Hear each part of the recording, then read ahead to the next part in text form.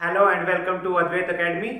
सो dear friends, history की ये second video हम स्टार्ट करने जा रहे हैं। तो लास्ट वीडियो में हम बात कर रहे थे टाइमलाइन की कि एंशिएंट का टाइम कब से कहाँ तक है, मेडिवल का टाइम कहाँ से कहाँ तक है, मॉडर्न का। तो यही चीज़ हम डिस्कस कर रहे थे।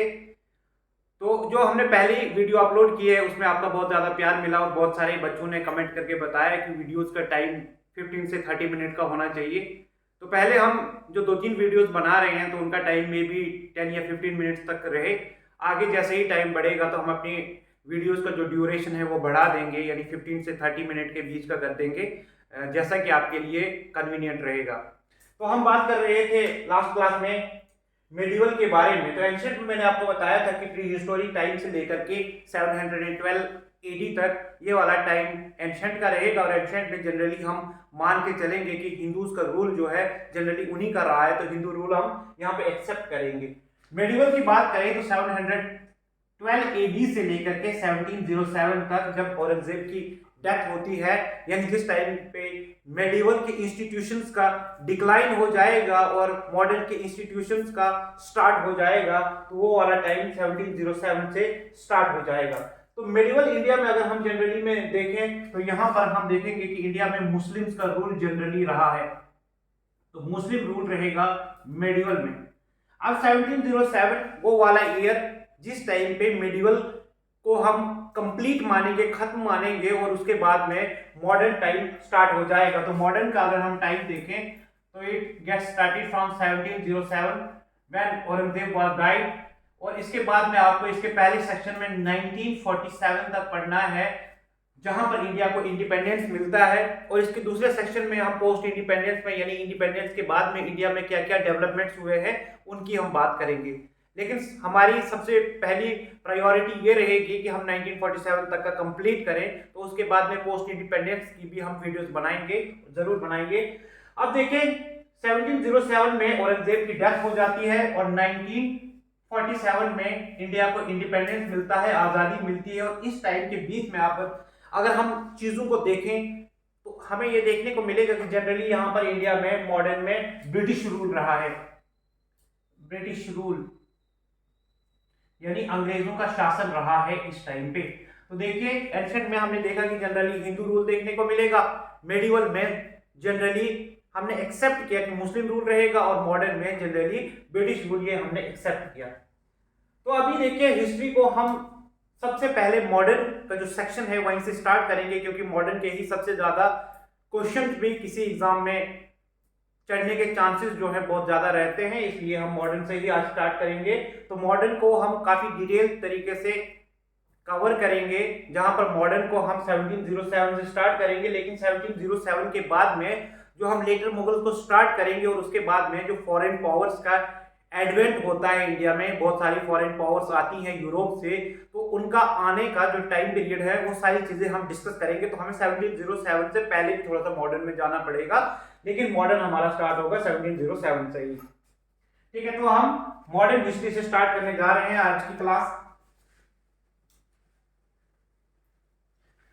मॉडर्न हिस्ट्री में जब हम एडवेंट ऑफ यूरोपियंस को पढ़ेंगे तो सबसे पहली पावर जो है जो यूरोपियंस की जो इंडिया में आई है वो है पोर्तुगीज, यानी पुर्तगाल से लोग आए और वो इंडिया में आकर के सेटल हुए। तो हम स्टार्ट करने जा रहे हैं मॉडर्न हिस्ट्री। मॉडर्न हिस्ट्री, अभी हम मॉडर्न हिस्ट्री को स्टार्ट करने जा रहे हैं। The first topic in modern history that we are going to discuss today, it will be advent of Europeans. Advent of Europeans यानी यूरोप की जो डिफरेंट पावर्स इंडिया में आई हैं वो कब किस टाइम पे कौन पहले आई है, यानी उनकी क्रोनोलॉजी को भी हम डिस्कस करेंगे और उनसे जुड़ी हुई वेरियस इवेंट्स को हम काफी डिटेल तरीके से डिस्कस करेंगे। फिर आगे चल करके हम देखेंगे कि इन डिफरेंट पावर्स में से अल्टीमेटली कौन सी पावर इंडिया में रहेगी और कौन सी पावर, यानी हमें इतना पता ही है कि ब्रिटिशर्स यहाँ पर सर्वाइव करने में कामयाब रहेंगे और वो 1947 तक यहाँ पे रहेंगे। तो एडवेंट ऑफ यूरोपियंस में सबसे पहली पावर जो है जिसके बारे में हमें डिस्कस करना है वो पावर होगी पोर्तुगीज, यानी पुर्तगाल से आए हुए ये लोग हैं जिनके बारे में हमें डिस्कस करना है सबसे पहले। अब इससे पहले कि हम पुर्तगालियों के बारे में डिस्कस करें उससे पहले हमें देखना है कि इंडिया का एंशिएंट टाइम से या मेडिवल टाइम पे किस तरह के रिलेशन थे यूरोप के साथ में। तो उस चीज के लिए हमें इंडिया का एक मैप बनाना पड़ेगा जहां से हमें थोड़ा सा चीजों को समझने में हेल्प मिलेगी। तो ये आ गया India, this is Indian Ocean, this is Africa, this is Africa, this is India, ये आ गया Indian Ocean, Indian Ocean region. ठीक है, अफ्रीका के नॉर्थ में जो कॉन्टिनेंट है दिस इज यूरोप, यूरोप, और यूरोप के इस ओर जो कॉन्टिनेंट है दिस इज एशिया। अब बीच में पोर्तुगीज के बारे में लिखा हुआ है तो पोर्तुगीज को मैप में कंसीडर नहीं करेंगे आप। यहाँ पे हम पोर्तुगीज के बारे में पढ़ने जा रहे हैं तो आप पोर्तुगीज को इस टाइम पे अपने दिमाग से हटा दीजिए कि हम पोर्तुगीज के बारे में इस टाइम पे कोई बात कर रहे हैं। हमने इससे पहले टॉपिक स्टार्ट किया है जस्ट पोर्तुगीज का। अब ये आ गया एशिया, ये आ गया यूरोप, और यहाँ पे एशिया में इंडिया आ गया और यहाँ पे अफ्रीका आ गया। यूरोप के मेनलैंड में यहाँ पर दो देश हैं, ये वाली जगह पर, यहाँ पर एक देश आपको देखने को मिलेगा पुर्तगाल के रूप में और एक देश देखने को मिलेगा आपको स्पेन के रूप में। स्पेन और पुर्तगाल दो देश हैं जो आपको यूरोप की मेनलैंड के इस वाली डायरेक्शन में देखने को मिलेंगे, और यहीं पर आपको एक आइलैंड देखने को मिलेगा यूरोप की मेनलैंड से बाहर। इस तरह से एक आइलैंड है और इसके साथ में एक और जुड़ा हुआ छोटा सा एक और आइलैंड है। तो इस आइलैंड में आपको देखने को मिलेगा स्कॉटलैंड, यहाँ पर इंग्लैंड देखने को मिलेगा, यहाँ पर वेल्स देखने को मिलेगा, यहाँ पर नॉर्दर्न आयरलैंड देखने को मिलेगा, और यहाँ पर Republic of Ireland, Republic of Ireland. तो यहाँ पर ये चीज देखने को मिलेगी आपको।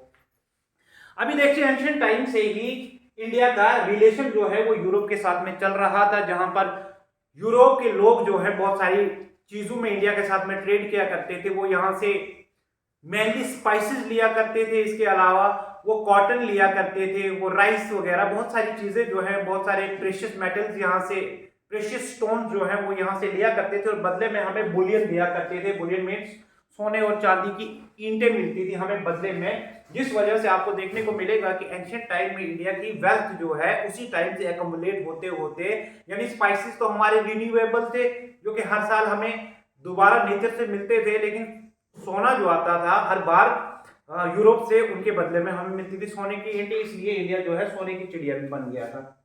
अभी देखिए यूरोप की दिक्कत क्या है, उनको स्पाइसेस की जरूरत क्या है। अभी देखिए यहाँ पर है इक्वेटर, इंडिया के थोड़ा साउथ में, जस्ट आपको दिखाने के लिए एक मैप में बनाने की कोशिश कर रहा हूं ताकि आपके कॉन्सेप्ट क्लियर हो सके। अभी इक्वेटर के दूर आप चलते जाएंगे हायर लैटिट्यूड्स पे तो आपको पता ही है कि यहाँ पर टेम्परेचर जो है वो कम देखने को मिलेगा। चाहे इक्वेटर के आप नॉर्थ में जाएंगे या इक्वेटर के साउथ में जाएंगे तो टेम्परेचर यहाँ पे कम होगा। टेम्परेचर दो ही चीजों की वजह से कम होगा, या तो आप हायर एल्टीट्यूड पे जाएंगे, बहुत ज्यादा हाइट पे जाएंगे, या फिर आप हायर लैटिट्यूड पे यानी इक्वेटर से दूर जाएंगे, तभी जाकर के आपका टेम्परेचर जो है कम देखने को मिलेगा। यूरोप जो है हायर लैटिट्यूड पे है, इसलिए यूरोप का टेम्परेचर जो है बहुत कम रहता है, इसलिए यहाँ के लोगों को अपने आप को मतलब उस लायक रखने के लिए कि वो अपने काम के जो उनकी डेली एक्टिविटीज है उनमें बिजी रहें, उस चीज के लिए इनको क्या चाहिए, इनको चाहिए स्पाइसेस। अब ये लोग जो हैं ये कंज्यूम करते हैं रेड मीट, और रेड मीट को प्रिजर्व करने के लिए भी इनको स्पाइसेस की जरूरत है। अब स्पाइसेस की इनको जरूरत ऐसा नहीं है कि इनको मॉडर्न के टाइम में ही पड़ी, एंशिएंट टाइम से इनको जरूरत पड़ती थी। और एंशिएंट टाइम में ही यूरोप में जो रोमन एम्पायर हुआ करता था, यूरोप में Roman empire was very famous. और यहाँ पे ये वाला जो रीजन मैंने आपको दिखाया है कि यूरोप और अफ्रीका, इसके बीच में मेडिटेरेनियन सी है। तो आप सभी लोगों को जब भी आप मैप के बारे में पढ़े तो एटलीस्ट आपके पास में मैप होने चाहिए और मैप के रिगार्डिंग आपको पूरी क्लैरिटी मतलब होनी चाहिए। एशिया कहाँ पर है, ठीक है, अफ्रीका कहाँ पर है, यूरोप कहाँ पे है, यूरोप अफ्रीका के बीच में मेडिटेरेनियन सी है, ये सारी जानकारी आपको होना चाहिए। अब देखिए यूरोप में रोमन एम्पायर है, रोमन एम्पायर के साथ में इंडिया के रिलेशन जो एंशिएंट टाइम से चल रहे हैं, तो लैंड टू लैंड पूरा जो है ट्रेड वो चल रहा है, लैंड टू लैंड, ठीक है। जमीन से लोग आ रहे हैं, यहाँ पे स्पाइसेस ले जा रहे हैं और बदले में आपको सोना और चांदी दे रहे हैं। अभी देखिए मेडिवल की अगर हम बात करें, जैसे ही आगे चल करके मेडिवल का टाइम आएगा तो ये रोमन इंपायर जो है ये बिखर के दो पार्ट्स में बिखर जाएगा। एक होगा ईस्टर्न रोमन इंपायर, एक होगा वेस्टर्न रोमन इंपायर। अभी जो ईस्टर्न रोमन इंपायर है उसकी कैपिटल यहां पर है, ये यूरोप और एशिया के बीच में एक सिटी पड़ती है जिसका नाम है कॉन्स्टेंटिनोपल। कॉन्स्टेंटिनोपल ये जो शहर है ये आपको टर्की में देखने को मिलेगा, टर्की में देखने को मिलेगा। अब टर्की एक ऐसी कंट्री है जिसका कुछ पार्ट एशिया में आता है, कुछ पार्ट यूरोप में आता है। इसका एक शहर है कॉन्स्टेंटिनोपल, तो ये कैपिटल है ईस्टर्न रोमन इंपायर की। बाकी वेस्टर्न रोमन इंपायर जो है उसकी कैपिटल आपको रोम में देखने को मिलेगी। अभी ये वाला रीजन इनके हाथों में है, लेकिन आपको देखने को मिलेगा कि 6th सेंचुरी में इस्लाम का एडवेंट भी हो चुका है और ये जो अरब वाला लैंड जो है, ये वाली जमीन जो है, यहाँ पर इस्लामाइजेशन हो रही है, इस्लाम यहाँ पे बहुत ज्यादा बढ़ रहा है। अब इस्लाम जैसे ही बढ़ता जाता है तो आपको देखने को मिलेगा कि मेडिवल इंडिया में मेडिवल एज में आपको देखने को मिलेगा कि ये वाले पार्ट में इस्लाम बहुत ज्यादा फैल रहा है और ये वाले रीजन में इस्लामिक एम्पायर बनता है एक, ये वाले रीजन में आपको देखने को मिलेगा, जो बाद में चल करके अफ्रीका के कुछ पार्ट्स को भी अपने कब्जे में ले लेगा। लेकिन एशिया के ये वाले पार्ट में आपको देखने को मिलेगा एक माइटी एम्पायर बनता है जिसे हम कहते हैं Ottoman empire. Ottoman empire, Ottoman empire के जो रूलर है, जो हेड है, वो है खलीफा। खलीफा क्या होता है? खलीफा means the successor of prophet Mohammad. तो प्रॉफेट मोहम्मद के सक्सेसर को खलीफा कहा जाता है एंड खलीफा was the ruler of this Muslim Ottoman empire.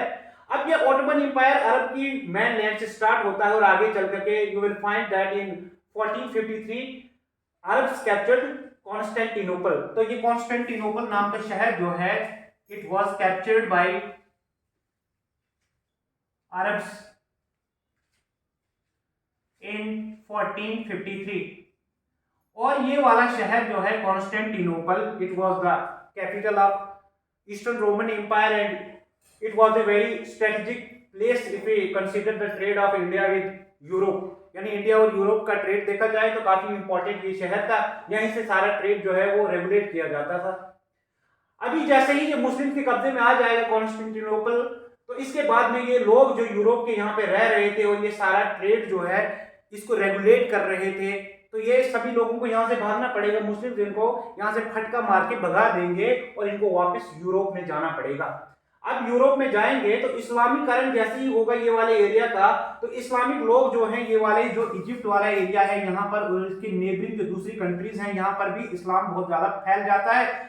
इसलिए ये जो मेडिटेरेनियन सी से, रेड सी से होकर के आने वाला एरिया जो है that was totally controlled by the Muslims. इसलिए आपको देखने को मिलेगा कि अब यूरोप के जो लोग हैं वो ना ही जमीन से आ सकते हैं, क्योंकि जमीन के रास्ते में यहाँ पर उनको माइटी ऑटोमन एम्पायर देखने को मिलेगा जो उनको यहाँ पर अब ट्रेड उनके हाथों में रहने नहीं देगा। अब ट्रेड को रेगुलेट करेगा ऑटोमन एम्पायर, यानी अरब के जो लोग हैं वही इस ट्रेड को रेगुलेट करेंगे यहाँ से आगे।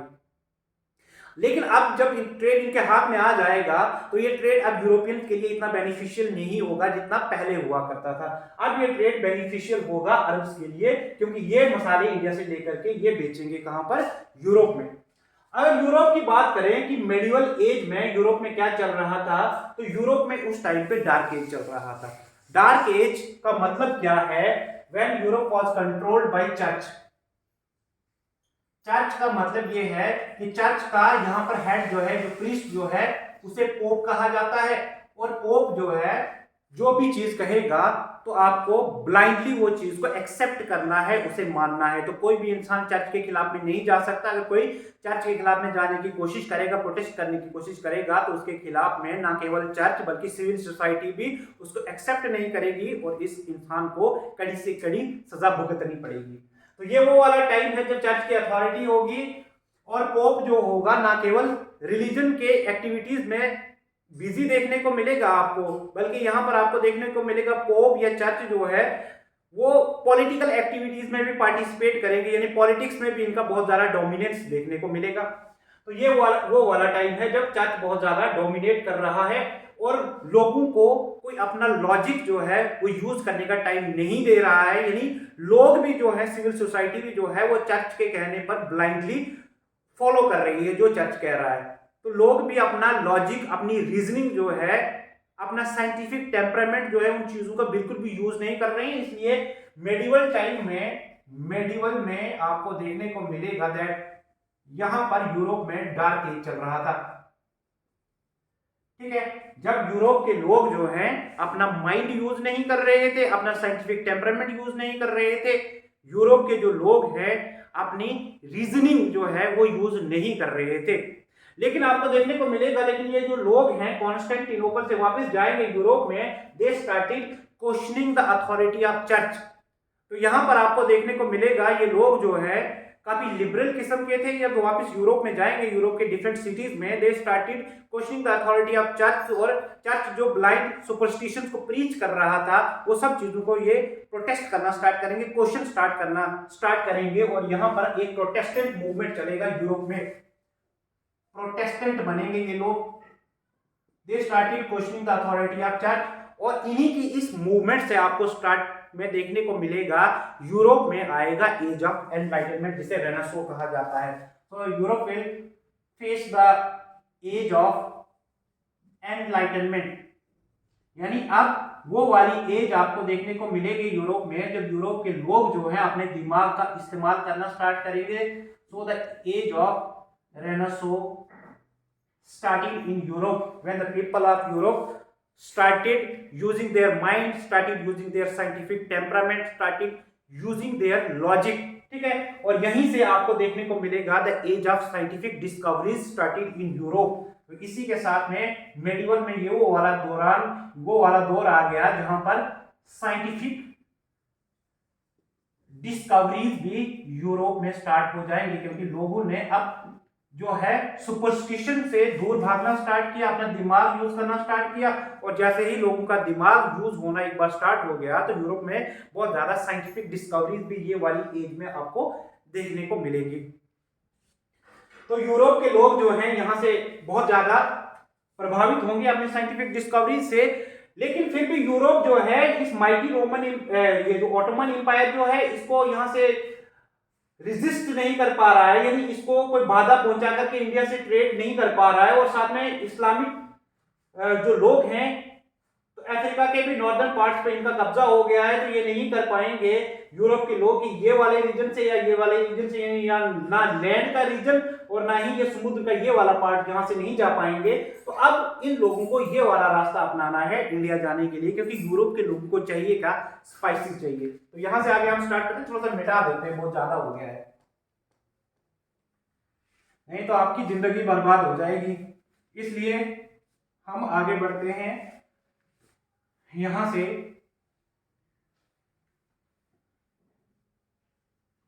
तो देखिए ये वाला टाइम, जिस टाइम पे ये सारी डिस्कवरीज आपको देखने को मिलेंगी। Okay, this is Africa,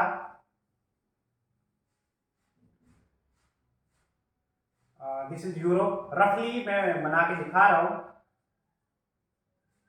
Europe, this is Mediterranean Sea, this is Africa, this is Indian Ocean. ठीक है, इंडिया, ठीक है, equator 0 degree, and this is Asia. तो ये सारी चीजें इनके बारे में हम बात कर रहे थे। और यहाँ पे हम बात कर रहे थे कि यहाँ पर एक टापू है, एक आइलैंड है, जहां पर आपको यूनाइटेड किंगडम देखने को मिलेगा, यहाँ पर स्कॉटलैंड, यहाँ पर इंग्लैंड, यहाँ पर वेल्स, और यहाँ पर एक और आइलैंड जहां पर आपको नॉर्दर्न आयरलैंड देखने को मिलेगा, और इसके साउथ में आपको रिपब्लिक ऑफ आयरलैंड देखने को मिलेगा। और इन्हीं तीनों को मिलाकर के यूके कहा जाता है, यूनाइटेड किंगडम कहा जाता है। वरना तो इंग्लैंड अलग है, इंग्लैंड यहाँ पे है, this is Scotland, this is Wales and this is Northern Ireland. ठीक है, अब हम बात करें इस टाइम पे आपको दो कंट्रीज यहाँ पर जो है, स्पेन और पुर्तगाल जो है, these two countries were very resourceful eight that time. Coastal area में फॉल करती थी, इसलिए रिसोर्सेज बहुत ज्यादा हैं। इसलिए ज्यादा रिसोर्सेज होने की वजह से ये अपने पांव पसारने की कोशिश करेंगी।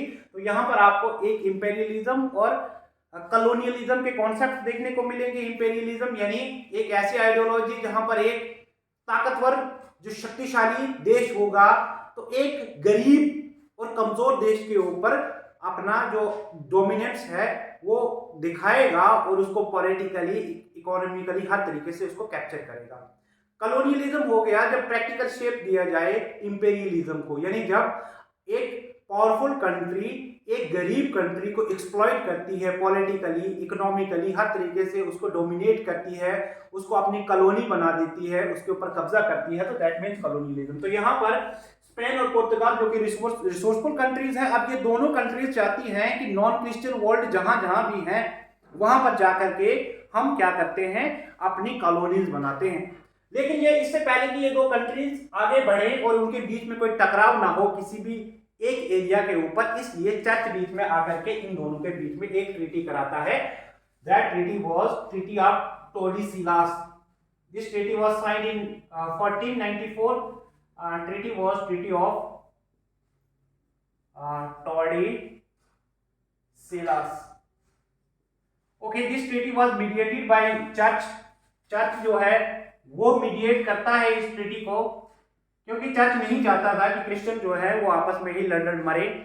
वो चाहते थे कि क्रिश्चियनिटी भी बहुत ज्यादा फैलेगी अगर ये इंपीरियलिस्ट यानी कॉलोनियलिस्ट एम्बिशंस में कामयाब हो जाएंगे, तो ये आपस में ना लड़ मरे। इस चीज के लिए चर्च ने आकर के मीडिएट कराया। 1494 में ये ट्रीटी साइन हुई and this treaty was signed between Spain and Spain and Portugal.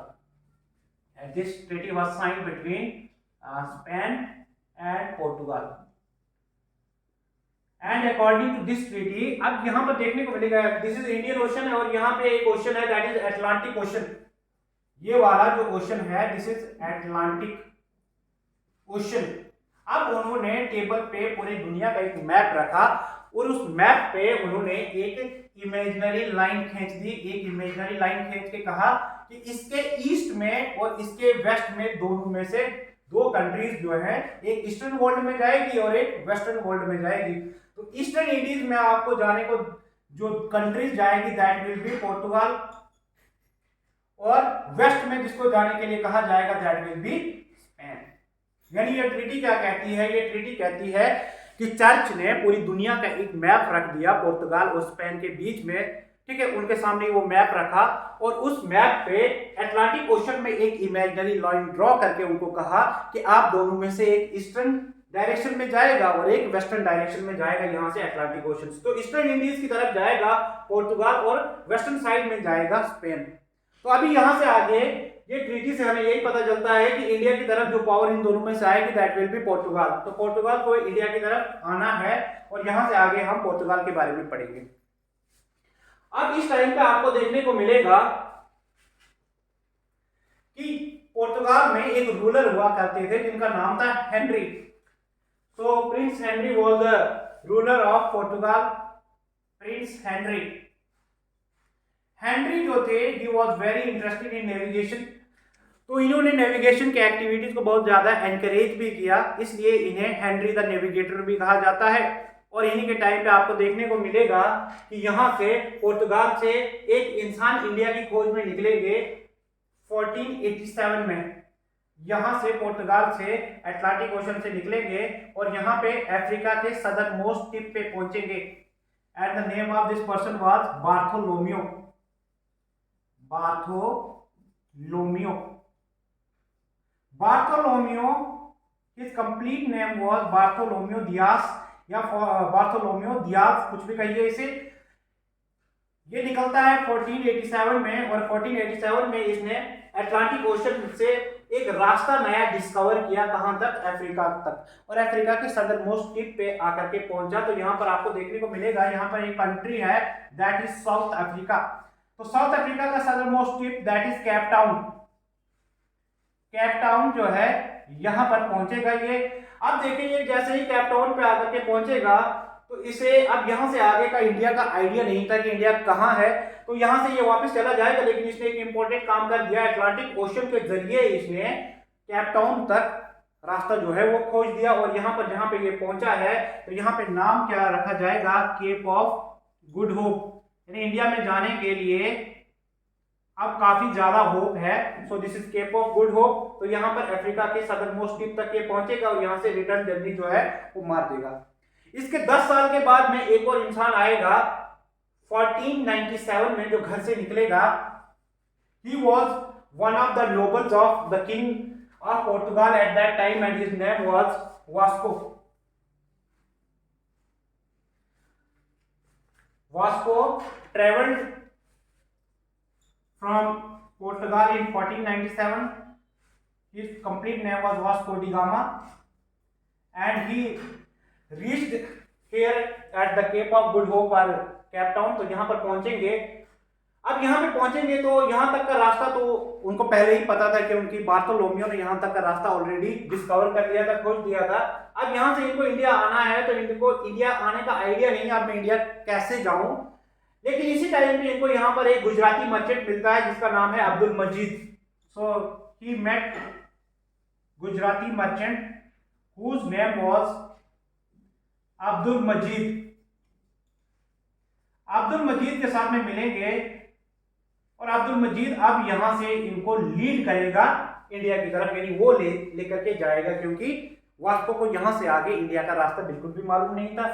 अब यहां से अब्दुल मजीद इसको लीड करेगा और अब्दुल मजीद को थोड़ी देर के लिए यहाँ पर मोजाम्बिक नाम का एक देश है अफ्रीका में, यहाँ पे कुछ काम तो थोड़ी देर यहाँ पे रुकना था और यहाँ पे रुकेंगे और इसके बाद में राइट अवे यहाँ से निकलेंगे और यहाँ पर पहुंचेंगे इंडिया में। एक राज्य है आज के हिसाब से आपको कोझिकोड देखने को मिलेगा, यानी कलकत्ता में केरला में कोझिकोड है, उस टाइम पे इसे कैलिकट कहा जाता था।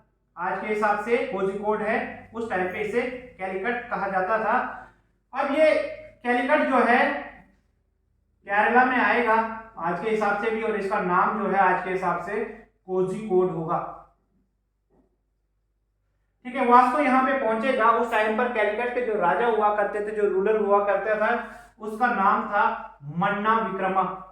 सो Manna Vikrama was the ruler of Calicut at that time. Manna Vikrama को एक और नाम से भी जाना जाता है। He was popularly known by the name Zamorin. तो ज़ैमुरिन के नाम से भी जाना जाता है मन्ना विक्रमा को। And Manna Vikrama grandly welcomed Vasco. तो वास्को को बहुत ज्यादा भव्य स्वागत किया जाएगा इनका। और यहाँ पर आपको देखने को मिलेगा कि वास्को यहाँ पर एक मोबाइल कैनन लेकर के आएगा, यानी इसकी बोर्ड के ऊपर जो है 3 बोर्ड्स लेकर के आया था ये, तो इसकी बोर्ड के ऊपर कैनन होगा। तो इंडिया मोबाइल कैनन से अवेयर नहीं था इस टाइम पे। इंडिया पे जो कैनन हुआ करती थी इस टाइम पे वो स्टेशनरी हुआ करती थी। तो मोबाइल कैनन लेकर के आएगा तो इसके एकदम बहुत ज्यादा इज्जत बढ़ जाएगी, एकदम हैट वेट और बहुत लंबे लंबे शूज लगा करके बहुत यहाँ तक ऊपर तक होंगे तो बहुत ज्यादा इज्जत हो जाएगी। राजा इसकी बहुत ज्यादा इज्जत करेगा। थोड़े टाइम पर ये स्टे करेगा, almost he stayed in India for 3 months and after that he return. तो यहाँ पर देखने को मिलेगा कि ये मई के महीने में यहाँ पे पहुंचते हैं, मई के महीने में पहुंचते हैं और अगस्त तक वो यहाँ पे स्टे करेंगे और अगस्त में ये यहाँ से वापस चले जाते हैं। लेकिन आपको पता होगा कि उस टाइम पे ट्रैवलिंग के लिए जो विंड्स होती हैं वो फेवरेबल होनी चाहिए थी कि जी विंड्स अगर उसी डायरेक्शन में जा रही हैं जिस डायरेक्शन में आप जा रहे हैं तो आपको काफी मदद मिलेगी। लेकिन अगर विंड्स ऑपोजिट डायरेक्शन में जा रही हैं तो आप रास्ता भटक जाएंगे। तो अगस्त के महीने में ये जब वापस जाते हैं तो आपको पता है अगस्त के महीने में इंडिया की तरफ जो विंड्स आ रही होती हैं उनका नाम है साउथ वेस्ट विंड्स, यानी जिसे हम मॉनसून कहते हैं, मॉनसून। तो मॉनसून विंड्स की डायरेक्शन इस तरफ है, वास्को अगस्त में इस तरफ जाता है, भटक जाता है। 1498 में मई के महीने में ये पहुंचता है यहाँ पे और 3 महीने तक स्टे करेगा। 1498 में ही अगस्त के महीने में ये वापस निकलेगा, लेकिन भटक जाएगा और भटकने के बाद में 1499 जो ईयर है उसके स्टार्ट में ये घर वापस पहुंचता है पुर्तगाल। अब ये पुर्तगाल वापस जाएगा तो इंडिया से जो भी स्पाइसेस इसने लिए हैं उनको बेचेगा यहाँ पर जाकर के यूरोपियन मार्केट में। When he returned in 1499, he sold the spices. He sold what spices. अब ये मसाले जो इंडिया से लेकर के गया है वो सारे मसाले यूरोपियन मार्केट में जाकर के बेचेगा, तो अब इसको बहुत ज्यादा प्रॉफिट हुआ। अब इसके अगर प्रॉफिट को हम देखें तो कहा जाता है कि इसके आने और जाने की जर्नी के पैसे अगर छोड़ दिए जाएं तो उसके बाद भी इसको 60 टाइम्स प्रॉफिट हुआ ये मसाले बेचने के बाद में। 60 times profit, and that too after deducting the cost of his journey. आने और जाने की जर्नी के जो पैसे वो छोड़ दिए गए उसके बाद भी 60 टाइम्स जो है प्रॉफिट हुआ। इसके बाद में ना केवल पुर्तगाल के रूलर बल्कि दूसरे यूरोपियंस के मुंह में भी पानी आ जाएगा, क्योंकि यूरोपियंस के लिए यहां से जमीन का रास्ता जो इंडिया के लिए इस टाइम पे पॉसिबल नहीं था, that was blocked by the Ottoman empire. और यहाँ पर भी इस्लामिक लोग जो है इस्टेब्लिश हो चुके थे नॉर्दर्न अफ्रीका में, इसलिए केवल अटलांटिक ओशन से होकर के जाकर के वो इंडियन ओशन से होकर के इंडिया में जा सकते थे, and that way was discovered by Vasco. तो वास्को यहाँ से आ चुका था और वास्को को इतना हैवी प्रॉफिट होगा, ये सब चीजें इस तरफ इशारा करेगी कि आने वाले टाइम में दूसरी यूरोपियन पावर्स भी जो हैं वो अब कोशिश करेगी इंडिया में आने की। तो नेक्स्ट क्लास में हम यहाँ से आगे वास्को इंडिया में कितनी बार टोटल आएगा और इसके बाद में किस तरह से पुर्तगाल के जो रूलर होंगे अपने ऑफिशियल रिप्रेजेंटेटिव्स को अपॉइंट करेंगे, तो वो सारे उनके गवर्नर्स के बारे में भी हम पढ़ेंगे। उसके बाद में दूसरी जो पावर्स इंडिया में आती है यानी पोर्तुगीज के बाद में सेकंड पावर डच आती है, उसके बाद में इंग्लिश आएंगे, तो सारी पावर्स के बारे में हम पढ़ेंगे।